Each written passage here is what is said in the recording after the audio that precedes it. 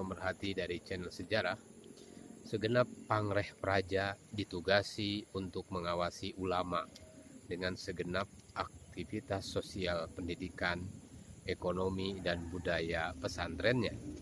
Diciptakan kondisi kalangan pangreh praja dalam kebutuhan spiritualnya cukup dengan ajaran kebatinan, dijauhkan kedekatannya dengan ulama dan dijauhkan dari ajaran Islam.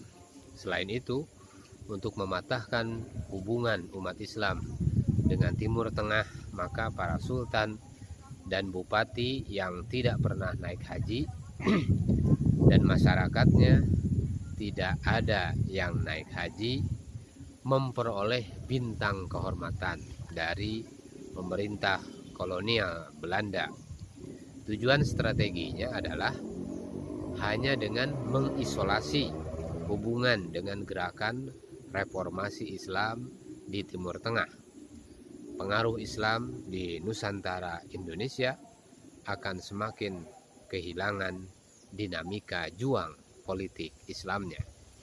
Saudara-saudara pemerhati daripada channel sejarah ini, apakah dengan program dan rencana pemerintah kolonial Belanda ini benar-benar berhasil? Untuk sementara, kalangan elit bangsawan dan regent atau bupati atau kalangan pelajar hasil pendidikan barat menjadi pendukung gerakan deislamisasi masyarakat Nusantara Indonesia. Misalnya, dapat dibaca dari pernyataan Dr. Sutomo dari Budi Utomo dalam dialognya dengan Kiai Haji Mas Mansur dari Persyarikatan Muhammadiyah pada tahun 1933 Masehi. Saudara-saudara sekalian, Dr. Sutomo menentang keras ibadah naik haji ke Makkah. Lebih baik bangsa Indonesia pergi ke Digul, pergi ke Irian Jaya atau ke Papua daripada naik haji. Saudara-saudara sekalian, kita lanjutkan lagi. Pemerintah kolonial Belanda waktu itu demi terlaksananya tanam paksa dengan baik, pengawasannya diserahkan kepada pangreh praja dari lurah hingga bupati. Sebenarnya pemerintah kolonial Belanda tidak mungkin memiliki tenaga dan pakar yang dapat menguasai petani muslim di Pulau Jawa saja. Hanya melalui indirect rule system, pelaksanaan tanam paksa dapat berlangsung dengan sangat menguntungkan penjajah. Sistem pemerintahan dari lurah hingga bupati dipangku oleh pribumi.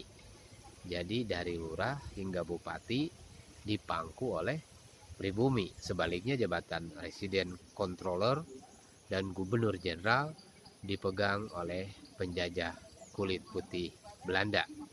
Saudara-saudara sekalian, dengan kata lain, hanya dengan menggunakan tenaga pangreh praja pribumi dan Cina dapatlah dipatahkan kekuatan ulama dan santri yang berbasis pada masyarakat petani muslim di pedalaman.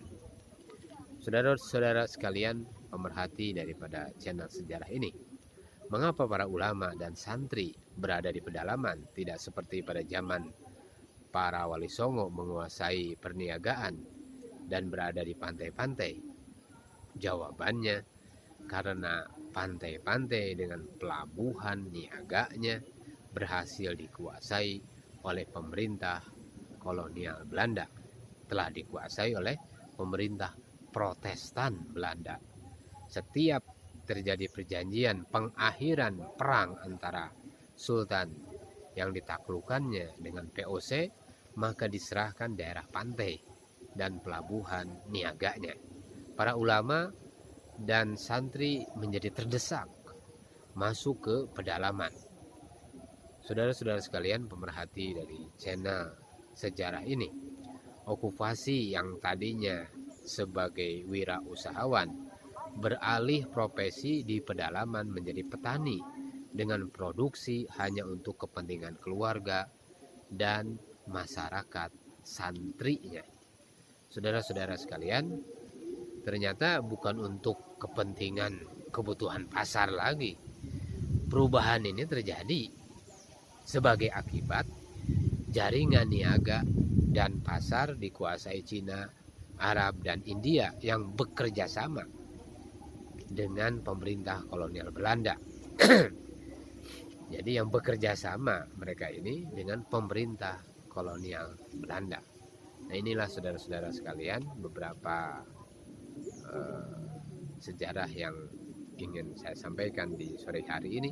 Mudah-mudahan bermanfaat bagi saudara-saudara sekalian untuk melihat di masa yang lalu bagaimana peran kita sekarang di masa kini dan apa yang akan kita lakukan untuk ke depan dan untuk anak cucu kita.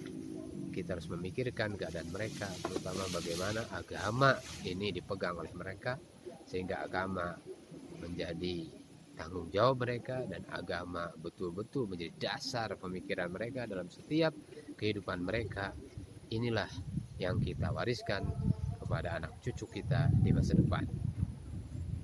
Subhanallah bihamdihi, subhanakallahumma wa bihamdika, asyhadu an la ilaha illa anta, astaghfiruka wa atubu ilaik.